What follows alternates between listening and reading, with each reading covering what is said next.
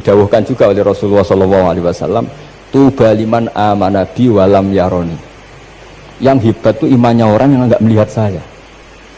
Makanya masyhur itu, malaikat ditanya Allah, siapa imannya yang paling kuat? Ya kita, karena melihat engkau langsung ya Allah. Para nabi. Terus tapi yang dari sekian pertanyaan itu jawab sama, yang paling ajaib adalah umat-umat Muhammad di akhir zaman, enggak menangi nabinya, juga enggak pernah lihat surga neraka, tapi iman sama saya. Dan mereka punya cara untuk imannya ini berkualitas sama dengan kamu para malaikat. Nah, di antaranya dengan cara logika yang saya utarakan tadi. Am khuliqu min ghairi syai'in am humul khaliqun. Kalau alam raya ini wujud, maka penyebabnya harus sesuatu yang wujud. Masa sesuatu yang enggak wujud menyebabkan yang wujud. Kalau angka 10 ada, 1 juta ada, pasti dimulai angka 1. Makanya nisbatusnaini wal arba'ah ila ma la nihayatalaha, itu semuanya nisbatul far'i ilal asli. Semua angka berapapun jumlahnya itu binisbat ilal wahid adalah nisbatul far'i ilal asli. Itu cara-cara, makanya tadi kajian ilmu itu tidak ada habis-habis. Makanya perasaan saya itu kemungkinan orang Islam jadi ateis itu kecil, Pak Fatullah. Saya punya kitab, ini saya ulang lagi, kitab calon wali. Kenapa saya sering cerita wali? Kalau di kampus itu kan orang inginnya ya jadi dekan, jadi rektor, atau jadi menteri lah kira-kira gitu. Kalau di pesantren orang itu cita-citanya satu, ingin jadi wali. Ya supaya majelis ini barokah, saya tidak perlu cerita dunia kampus. Kalau ceritakan corong jongu ya segoro lah. Bongso keinginan gitu kan tidak selera saya, juga ada dunia saya. Supaya sampai dapat ilmu ya saya cerita dunia. Itu kitab, saya punya kitab calon wali lah kira-kira, atau wali sudah wali top, namanya kitab Tasbihul Fuad, karangannya Sayyid Abdul Haddad. Itu beliau cerita, di antara ceritanya itu unik. Kata beliau begini, saya itu tidak khawatir orang Islam jadi murtad, apalagi jadi ateis, karena kalimat la ilaha illallah itu sahlatun qoribah, kalimat yang mudah sekali, sehingga saya tidak khawatir orang Islam yang ketemu orang ateis, ketemu orang macam-macam, asal diajari kalimat ini secara benar. Terus beliau cerita, yang saya takut tuh mereka masalah perempuan dan harta. Kalau iman kayaknya enggak. Singkat cerita yaitu di kitab seperti itu. Singkat cerita saya ketemu banyak orang yang kuliah di McGill atau kuliah di Amerika, di Jerman, mungkin di Norwegia, di mana-mana, di Australia, dan ketemu teman-teman yang di Korea Selatan juga. Mereka itu orang kebanyakan yang nyuwun sewu enggak keluarga kiai, tapi mereka enggak ada yang enggak tetap iman. Ketika saya tanya, kenapa Anda tetap iman? Padahal ada beberapa negara yang lebih stabil, lebih makmur dibanding negara yang mengklaim sebagai negara Islam. Itu cara berpikir ya sederhana. Enggak lah Gus, kayaknya kok Tuhan kok ada tanggal lahirnya? Enggak lah, kayaknya yang namanya Tuhan tuh ya awal lah. Masa pencipta langit bumi dituhani orang yang lahirnya di bumi, kayak enggak lah kayaknya. Jadi ya berpikir sederhana. Padahal ya kurang ajarnya Masya Allah. Anak ini ya dugem ya macam-macam, tapi kalau ditanya disuruh yang lain nggak mau dia. Enggak lah, kayaknya yang benar tetap Islam. Karena kalimat ini, yaitu tadi eksistensi Tuhan, tadi eksistensi Allah itu, la ilaha illallah itu kalimatun sahlah, kalimatun qoribah, kalimah yang begitu mudah difahami. Kenapa mudah difahami? Misalnya kita ngaji, Tuhan itu siapa? Yang menciptakan langit dan bumi. Dengan misalnya perbandingan Tuhan itu siapa? Yang lahir di bumi tahun sekian. Enak mana cara kita menerima itu? Kan keren yang menciptakan langit dan bumi. Tuhan itu siapa? Yang ada sebelum langit dan bumi. Dengan misalnya Tuhan adalah yang lahir di bumi. Keren mana aja? Nah, bayangkan kalau kita punya Tuhan Fir'aun. Sudah mati jadi tontonan kan, terus gak keren maksudnya punya Tuhan kok seperti itu. Nah ini yang katanya Syekh Abdul Haddad, kalimat ini sahlatun qoribah. Sehingga kalimat ini pula yang kita dilatih, la ilaha illallah kalimatu haqqin 'alaiha nahya wa 'alaiha namut wa 'alaiha nub'ats atau wa biha nub'atsu insyaallah taala minal aminin. Nah, saya sebetulnya tadi datang itu tidak ingin menjelaskan ini, tapi tadi kata Pak Fathul Wahid, ilmu itu kalau dikaji tambah hari tambah mudah, karena perangkat untuk menemukan bulan itu misalnya nggak rata itu gampang sekali. Pakai teori pemandangan ya bisa, pakai teori gambar juga bisa. Kalau teori pemandangan tadi, kalau kita bisa melihat mobil 2 meter masih kelihatan 2 meter, itu dengan jarak berapa masih orisinil seperti itu. Tambah jauh, tambah tidak kelihatan, tambah jauh. Nah ternyata setelah 5 kilo misalnya tidak kelihatan. Berarti untuk jumlah 2 meter hilang per 5 kilo. Nah berarti kalau bulan masih kelihatan segitu, berarti jarak kita dan bulan kira-kira sekian ribu kilo. Itu bisa dihitung, itu tambah teknologi. Makanya sebetulnya teknologi itu nyumbang itu nggak sampai 30%. Yang paling banyak ya sains tadi, pengetahuan itu yang kayak tadi orang menemukan pesawat itu kontribusi terbesar tetap pengetahuan. Misalnya pesawat dari bahan ini kalau kecepatan sekian kena angin pecah enggak, tetap pengetahuan yang menopang itu. Teknologi kan paling mengantar supaya pesawat kecepatan sekian didorong mesin sekian dengan apa begitu. Nah, pesantren seperti kita ya, saya ini dididik Mbah Mun, dididik bapak saya, buyut-buyut saya, kiai. Itu sekali alim, yang alim betulan, itu ya alim betul. Ya karena memang yang repot nih yang agak-agak dukun itu ya ribet itu. Penting rambutnya gondrong, terus terkenal gak pernah mandi, terus nanti ada orang tertentu tertarik minta doa, ini yang ribet ini, susah ini sertifikasinya susah ini karena. Tapi kalau kita ini di pesantren yang coro sertifikasinya jelas. Jadi berani jadi Gus harus bisa baca Mu'in gitu, berani jadi Kiai harus bisa baca Wahab. Aturan mainnya jelas kalau di ini. Yang repot tuh yang sebagian itu aturan mainnya tidak jelas. Terus promosinya itu pernah datangi menteri loh, pernah datangi wahai ribet kalau ukuran keren tuh didatangi apa? Menteri atau pejabat. Saya teruskan ya, karena ilmu itu harus menyelamatkan kita sampai di depan Allah Subhanahu wa Ta'ala. Nah, ketika kita menyifati Allah itu az-zahir, zat yang begitu jelas. Itu kalau kita kan kok begitu jelas padahal nggak bisa dilihat, terus kita sendiri tidak pernah melihat. Tapi eksistensi Tuhan sebagai Tuhan, yaitu al-wajibil wujud, itu jelas sekali karena nggak mungkin suatu yang wujud diciptakan oleh yang tidak wujud. Kenapa harus awal? Masa pencipta datangnya terlambat? Terus juga harus bakok itu abadi atau al-akhir kalau dalam bahasa Quran. Masa zat yang superior kemudian kalah sama yang diciptakan? Berarti nanti ada kekuatan besar yang mengalahkan Tuhan. Ya kan ya aneh, kekuatan ini dalam kendalinya kemudian Allah kalah kan tidak mungkin. Makanya disebut al-akhir. Allah pasti tidak ada yang mengalahkan. Terus diantaranya lagi disebut qiyamuhu binafsihi. Kalau dalam bahasa Quran disebut al-qayyum, zat yang berdiri sendiri. Gak boleh Tuhan butuh yang lain. Kalau butuh yang lain berarti bergantung pada yang lain, dan nggak usah jadi Tuhan lah kalau masih butuh yang lain. Sehingga karena kekuatan ini, saya ulang lagi, karena kekuatan ini, ketika anak-anak mahasiswa kuliah di Jerman atau di Swiss, di negara-negara yang lebih bahagia ketimbang negara yang mayoritas Muslim, itu mungkin mereka tertarik sama sistem negara itu karena ada jaminan sosial ini, tapi nggak pernah tertarik sama Tuhannya negara itu, karena dihitung-hitung tadi Tuhannya mesti keren kita gitu.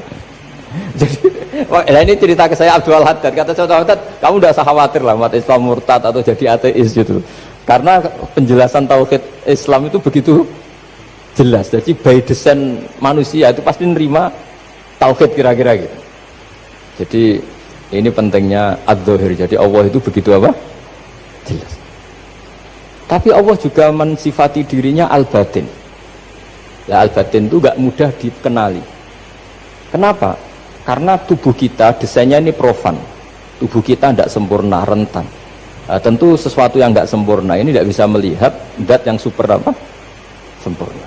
Kita bisa rusak sementara Allah tidak. Nah karena alasannya tubuh kita ini didesain untuk rusak, maka di surga itu keyakinan para ulama orang bisa melihat Allah karena desain tubuhnya sudah dirubah dari desain profan menjadi keabadian. Sehingga di sini terus ada kelayakan melihat. Itu pun tetap min ghairi kaifin walan hisorin, tetap ya bisa melihat, tapi corong Jawa itu kecelok melihat tapi tidak sampai faham. Karena bagaimanapun Allah itu la tudrikul absar wa huwa yudrikul absar. Bagaimanapun Allah itu laisa kamitslihi syai'un, tidak ada padanannya. Jadi makanya Allah punya sisi az-zahir bisa dikenali sekali. Kenapa? Ya tadi nisbatus naini wal arba'ah ila ma la nihayata laha, itu nisbatul far'i ilal asli. Saya punya kitab Pak Fathul Wahid, diajar Mbah Mun dulu, kitab Al-Husunul Hamidiyah. Itu yang ngarang itu ya kayak kelihatan ngawur, tapi ngawurnya orang alim. Jadi di situ ada gambar, gambarnya itu gak jelas. Mungkin pengarangnya juga gak bisa gambar kayaknya. Wah bulat, benang bulat ada, gambar gunung ada, gambar yang tambah ngawur ya banyak sekali. Gambarnya itu gak ada yang jelas. Tapi dari gak jelas itu beliau bilang gini, gambar yang bulat ini, yang gak jelas ini, tetap kamu punya rumus kan, itu dimulai dari satu titik. Mbok gambar gedung tingkat 5, mbok gambar hutan ada harimaunya, tetap dimulai dari satu titik. Ya alam raya ya seperti itu, mau ada Mars cek, mau ada Jupiter kayak tetap dimulai dari situ titik. Ya, ini namanya nuqtatul wujud, titik kewujudan, yaitu Allah Subhanahu wa ta'ala. Sehingga ketika kita ngaji, ketika di pesantren dulu, penjelasannya adalah Al-Quran maknanya dipadatkan di Fatihah, Fatihah dipadatkan di Bismillah, katanya Bismillah dipadatkan di titiknya ba. Nah titik ba ini dianggap titik awal wujud, bi kana makana wa bi yakunu mayakun. Kira-kira Allah mentitahkan karena saya semuanya yang ada, dan karena saya yang mau ada bisa saya adakan. Itu sirinya lah.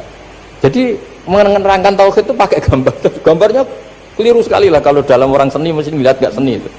Karena dia agak butuh gambarnya, butuh mau menjelaskan buat dunia sebanyak ini, buat alam raya sebanyak ini tetap dimulai dari satu titik. Nah, sehingga di sini ada tauhid qul huwallahu ahad, Allahus samad, dan seterusnya. Nah saya mohon lewat penjelasan ini ya, baik orang yang ahli teknik maupun ahli medis, ahli apa saja, tolong latihlah memberi penjelasan yang mudah sehingga agama ini mudah dicerna. Sehingga kalau ini dijelaskan cara mudah beragama itu jadi gampang. Makanya ciri utama agamanya orang-orang baik itu satu, man radiya billahi robba. Radiya itu seneng banget. Kenapa seneng banget? Karena memang agama ini nyaman, indah. Jadi datang dengan kebenaran yang mudah dicerna. Coba kalau agama ini datang dengan cara misalnya gini, kamu harus menuhankan ini, dan kita tahu itu lahirnya di bumi, kan ada yang ganjel. Kok Tuhan sama buminya dulu, buminya ini gimana ini? Kan pusing. Buat Anda profesor nggak bisa jawab itu. Tapi kalau Tuhan itu adalah yang ada sebelum langit dan bumi, kan ya iyalah, masa Tuhan terlambat datangnya, kan terus enak gitu, menerimanya itu. Makanya diantara kekalahan Fir'aun berdebat, ya Nabi Musa ya Nabi lah, juga proses ya. Nabi Musa ketika ditanya Fir'aun, wa ma rabbul alamin, Tuhan kamu itu siapa? Jawabnya Nabi Musa, rabbus samawati wal ardi, yang menuhani langit dan bumi. Itu Fir'aun masih bisa ngeles. Saya jalan-jalan kemana-mana, yang dituhankan saya, berarti yang Tuhan ya saya dong. Ma'alim tulakum min ilahin apa? Ghairi, kata Tuhan. Soal Tuhan kamu di langit begini, kata Fir'aun. Haman dipanggil, Haman bikinkan piramida yang paling tinggi, saya ingin melihat Tuhannya Musa. Musa bingung kan, padahal kalau naik piramida nanti Fir'aun pun tidak bisa melihat Allah kan. Wong yang nabi yang kiai aja gak bisa melihat, apalagi Fir'aun. Padahal celakanya ketika dia tidak melihat Allah, dia akan mengatakan Allah itu tidak ada, ribet kan. Itu penjelasan tentang Tuhan ini sebetulnya sudah absolut lah. Rabbus samawati wal ardi, Tuhannya langit dan bumi. Tapi itu gak ngefek, di perdebatan gak ngefek. Yang ngefek adalah ketika Musa bilang gini, Rabbukum wa rabbu abaikumul awwalin, sing nuhani buyutem. Wah kaget pengawal-pengawalnya langsung do iman meskipun secara siron, secara rahasia. Iya, nah, Quran pangeran berarti buyutnya raja pangeran. Kan pangerannya putu nih, berarti buyutnya wah ribet kan. Ya kalau Fir'aun Tuhan, bapaknya tambah Tuhan kan, mbahnya, buyutnya. Akhirnya kata pengawal Quran, geblek tenan Fir'aun. Artinya apa? Kadang argumentasi yang sudah benar, yaitu Tuhannya langit dan bumi kan ya benar lah. Tapi itu tidak ngefek, di perdebatan tidak ngefek. Yang ngefek adalah ketika Rabbukum wa rabbu abaikumul awwalin, yang nuhani nenek moyang kamu. Orang mulai mikir kalau Fir'aun itu Tuhan, lalu nenek moyangnya Tuhannya siapa? Jadi ini seninya, makanya diantara syarat Nabi, jadi Nabi itu sidik, amanat, tabligh, fatona itu ada kecerdasan. Dulu Nabi ya sering dibully, jangan kira Nabi itu nggak sering dibully, sering juga Pak Rektor. Jadi ada unta itu kena kudis itu ya jenis penyakit menular lah. Nabi dengan teori tawakalnya, Nabi itu punya dua teori, kadang pakai teori tawakalnya, kadang pakai teori preventif. Makanya Nabi pernah ngendikan kalau ada penyakit menular di situ, kamu jangan di situ. Itu pakai teori preventif. Tapi kadang Nabi pakai teori tawakal. Nabi menghentikan la adwa wala tiarut, tidak ada penyakit menular. Terus orang-orang yang ya usil lah kira-kira gitu, ada unta kena kudis, dijejerkan yang waras, ternyata yang waras ikut kudisen lah, ikut sakit. Senang orang ini, ya Rasulullah ini saya jejerkan, ternyata yang nggak tertular jadi tertular, padahal engkau bilang nggak ada penyakit menular. Nabi jawabnya lucu, Faman a'dal awwalah. Kalau yang pertama ini tertular siapa? Dia dikira Nabi itu kalah karena melihat unta yang kedua. Ternyata Nabi enggak, ketika dipanggil ya Rasulullah ini unta agak kudikan, tak jajarkan yang kudisen, ternyata ikut kudisen. Berarti penyakit itu menular. Tapi Nabi jawabannya faman a'dal awal. Lalu yang kena penyakit pertama tertular oleh siapa? Wah itu asli dari Allah. Ya maksud saya seperti itu kata. Nah itu yang dikatakan fatona. Jadi Nabi itu harus punya sifat apa? Fatona. Karena dengan kecerdasan itu Nabi bisa berargumentasi. Kayak tadi, ketika Fir'aun dikatakan Allah yang menuhani langit dan bumi, Fir'aun masih mengklaim dia Tuhan. Karena di mana-mana dia dituhankan. Tapi ketika diingatkan bahwa kamu anak seorang manusia, punya bapak, punya kakek, punya buyut, punya canggah kalau bahasa Jawa. Lalu kalau kamu yang Tuhan, dan Tuhan dimulai Anda, lalu mbah-mbah kamu Tuhannya siapa? Gak bisa jawab kan? Akhirnya banyak punggawa yang saat itu iman. Jadi iman itu bisa menghunjam kepada siapa saja, termasuk yang orang-orang topnya Fir'aun. Sehingga ketika Fir'aun rapat Musa harus dibunuh besok, tangkap besok, sebagian mereka itu membocorkan informasi itu. Datang ke Musa, tadi malam kita ikut rapat, keputusannya Anda dibunuh, maka larilah kamu. Itu barokahnya iman. Artinya ya karena logika Musa lebih masuk akal, ya mereka lebih percaya sama Musa. Gara-gara profesi ya tetap kerja, dan yang mulai ribet dunia. Mulai ribet itu jadi. Makanya kamu jangan tanya kaifa hukmul mukmin sing yukhfi imanahu, bagaimana hukumnya orang mukmin yang menyembunyikan imannya demi aman. Ya tidak usah kamu jawab. Kalau kamu jawab boleh, ini kok kayak pecundang. Kamu jawab haram, pernah terjadi itu. Wa qala rajulun mu'minum min ali fir'auna yaktumu imana. Ini khazanah ya, jadi saya mohon mengkaji Islam itu harus dengan sisi-sisi yang bisa difahami orang pinter juga orang bodoh. Kata Imam Ghazali banyak, karena hadatin itu harus difahami orang pinter juga orang bodoh. Terus contoh yang paling populer tentu sering saya utarakan masalah iddah.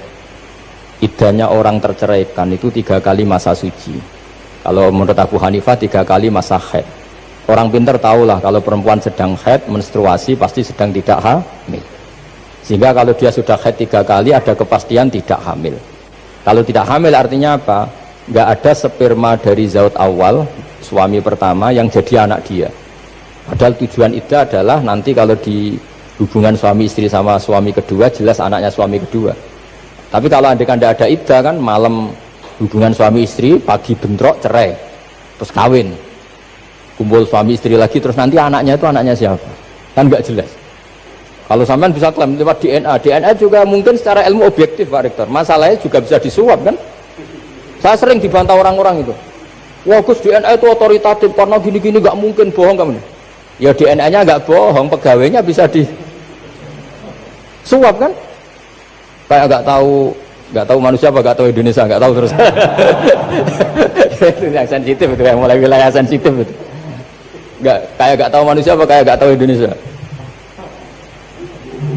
Manusia aja ya sudah.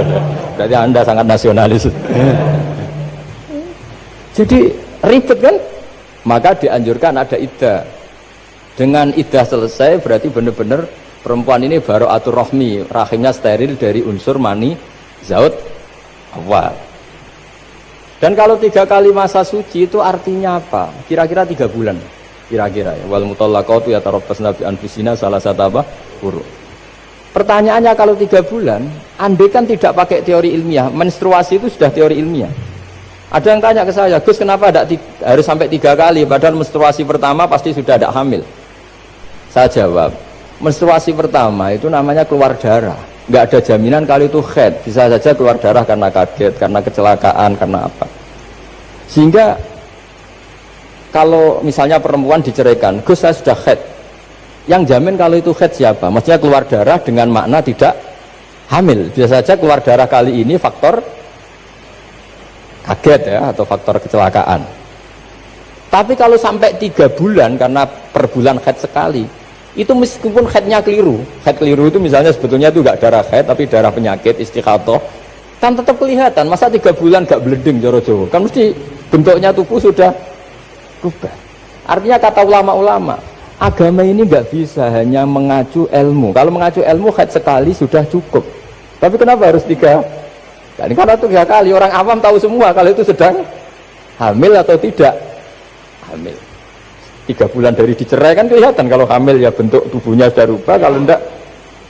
Intinya agama ini harus agama yang mudah difahami orang pinter, juga difahami orang yang tidak pinter. Kayak tadi bulan tadi, saya juga gak ngira kalau orang goblok jadi pinter. Jadi ini cerita ya, jadi supaya kita meskipun di lembaga kampus, di lembaga modern, jangan lupa tradisi-tradisi kebodohan ya diabadikan lah kira-kira, karena bodoh kadang ya penting.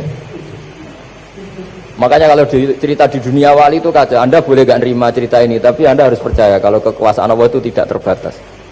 Kenapa orang Madura begitu mencintai kiai? Sebetulnya niatnya ya agak baik, tapi ya baik, nggak baik tapi baik. Ada santri itu Madura, dia saking percaya sama kiai itu ya khidmah, bikin teh, masakan kiai, mijitin kiai, pokoknya waktunya diberikan semua untuk kiai. Dan dia nggak pernah ikut ujian. Apalagi ujian kelulusan disertasi dokter nggak pernah dia. Kalau sekolah nggak pernah ikut ujian. Sudah ya saya ridho jadi orang bodoh, sementing ikut jenengan. Suatu saat orang ini mati, kiainya tuh pusing, waduh mati. Ini di dalam alam mimpi itu, kamu boleh nggak percaya, nggak wajib percaya memang. Ini kan ada akidah, jadi tidak wajib percaya. Ditanya sama malaikat, Marabbuka, Tuhan kamu siapa? Jawabannya lucu, malaikat kamu itu gimana? Di mana-mana tanya sama orang pinter, orang bodoh kok kamu tanya? Pusing kan malaikatnya. Di mana-mana namanya tanya, itu ya sama orang pinter. Masa orang bodoh ditanya? Yang bener aja kamu. Makanya bodoh ini ya senjata. Makanya ini kita kalau pinter ya alhamdulillah, kalau bodoh ya alhamdulillah kan. Bodoh itu penting. Kalau negara ini tidak makmur, yang disalahkan mesti para rektor. Gunanya apa ada rektor kalau nggak solusi bagi bangsa ini? Orang bodoh pasti nggak disalahkan kan? Nanti kalau ada hisab, kenapa Indonesia carut marut? Yang dipanggil Allah itu menteri, rektor, pasti itu. Apa kontribusi Anda sebagai orang pinter, sebagai profesor, sebagai orang bodoh aman? Santai, nggak kena panggilan kan? Karena Anda harus bertanggung jawab. Akhirnya terus malaikat tanya, lalu yang pinter siapa? Yang di atas itu, kiainya yang nalkin itu, yang di atas itu. Walhasil kiainya itu karena wali itu dengar. Ya boleh cung bodoh kok terus nganti wis mati. bodoh kok kamu bawa sampai mati. Jadi kadang orang bodoh itu ya pinter tadi. Malaikat tuh kamu itu gimana? Di mana-mana tanya itu ya sama orang pinter. Orang bodoh kok kamu tanya. Ya ribet kan kalau sudah ketemu seperti itu. Nah, Nabi juga sering ngalami dialek sama orang bodoh. Kadang Nabi yang ngalah, kadang logikanya orang bodoh itu lebih gampang. Itu ada orang pencari dop itu semacam kayak biawak ya. Tapi tidak biawak, kayak semacam biawak. Itu ketemu Nabi, kamu tahu kalau saya ini Rasulullah? Tidak tahu ya. Ya kamu harus iman kalau saya ini Rasulullah. Hatta yu'mina laka hadad dop. Ya kalau hewan ini iman sama kamu ya saya iman. Ribet kan ukurannya itu. Waduh, untung Nabi betul. Terus Nabi tanya, Dok, kamu tahu kalau saya Rasulullah? Terus Doknya saat itu bisa bicara asyhadu annaka Rasulullah, terus baru iman. Imannya tanya, kenapa kamu iman sama Rasulullah? Hewan aja tahu kalau dia Nabi, apalagi manusia. Sehingga di masyhur itu di acara-acara kita kalau wadhabbu wal ghazalah yasyadani laka bir risalah, itu wadhabbu wal ghazalah yasyadani laka bir risalah. Sehingga nah kekeliruan kita, saya sering ngomong di mana-mana, matur di mana-mana. Masyarakat Indonesia mayoritasnya tetap yang enggak pinter. Orang Islam mayoritas yang enggak pinter. Lalu orang enggak pinter ini diabaikan sehingga mereka tidak jadi energi yang luar biasa untuk mengawal Islam atau mengawal Indonesia. Itu keliru menurut saya. Menurut saya orang-orang yang nggak pinter pun tuh punya nurani. Zaman kita dijajah Belanda, itu tidak semua orang rektor, tidak semua orang profesor, tidak semua orang kiai, tidak semua orang alim. Mereka orang-orang yang nggak terpelajar, tapi tetap tahu caranya melawan apa? Belanda, melawan penjajah. Karena tadi manusia ini diciptakan itu sudah punya pengetahuan. Seperti mukadimah dibaca Pak Rektor, Iqra wa rabbukal akram alladzi 'allama bil qalam 'allamal insana ma lam ya'lam. Jadi bawaan manusia itu akan tahu untuk sesuatu yang perlu diketahui meskipun dia orang bodoh. Saya ulang lagi, meskipun mereka orang apa? Orang bodoh.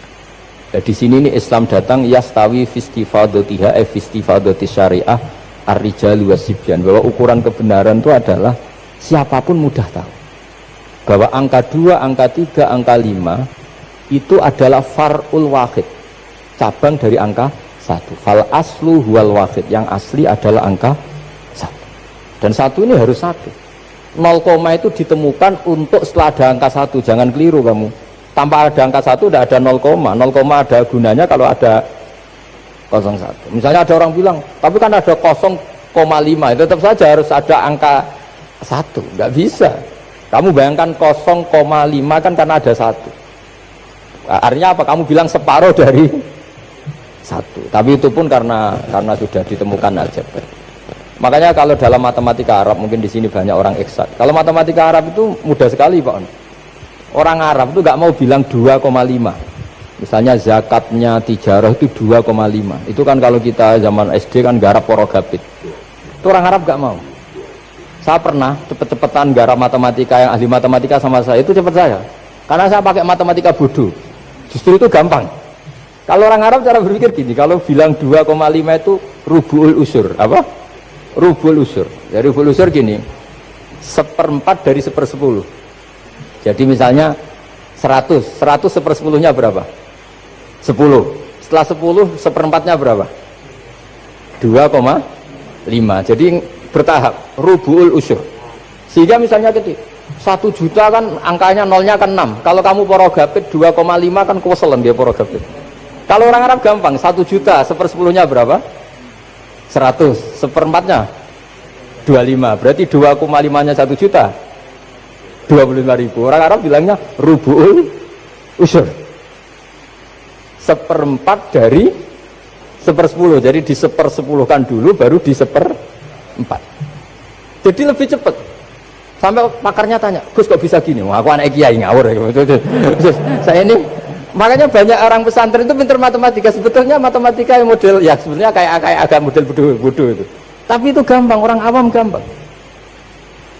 Kalau kita kan enggak, misalnya zakatnya zuruk, zakatnya tanaman itu 1/10 atau 1/20. Kalau orang Arab enggak mau 1/10 atau 1/20. Berarti kalau 100 ton atau 100 kuintal berarti berapa?